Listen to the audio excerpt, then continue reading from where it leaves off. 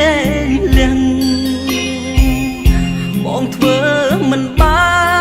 នអូនណាយកូនយើងតូចណាស់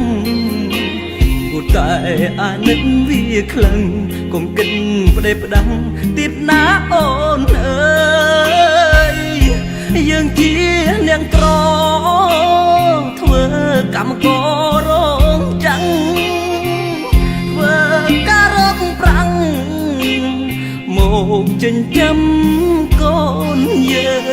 ងបើអើយបែកគ្នាដូចជាសំឡាប់បងណាមួយខ្មាស់ញាតមិនផងភ្លេចគ្រាកនលងដែលយើងជួបគ្នាអង្វរប្រពន្ធសំឡាញ់បេះដូងបងសែនទូម្នេញព្រោះតែមាសមេរូបបងនាងក្រថានឹងជាកម្មករគេបើសិនអូនចង់ព្រួលប្រែទាល់តែរំលងខ្មោចបងសិនទៅអោប្រពន្ធអើយប្រពន្ធអើយប្រពន្ធដេកលាក់ខ្លួនឈឺធ្ងន់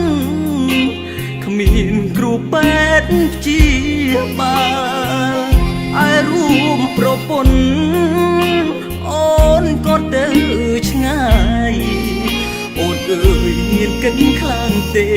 ចិត្តបងរាល់ថ្ងៃនៅស្នេហ៍អូនខ្លាំង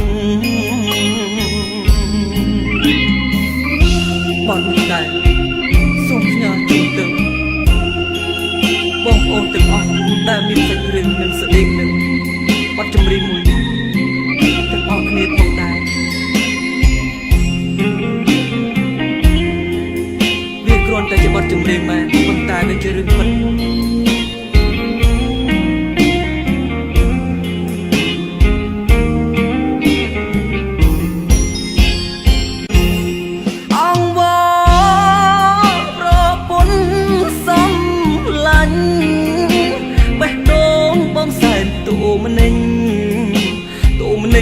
ព្រោះតែមាសមេរូបបងនាងក្រ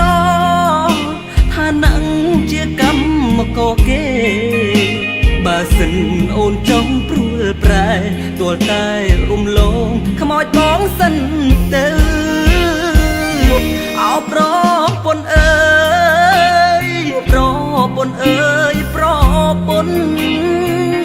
ដេកលាក់ខ្លួនឈឺធ្ងន់គ្មានគ្រូពេទ្យជាបាលឲ្យរួមប្រពន្ធអូនក៏ទៅឆ្ងាយអូនអើយមានកិនខ្លាំងទេចិត្តបងរាល់ថ្ងៃនៅស្នេហ៍អូនខ្លាំង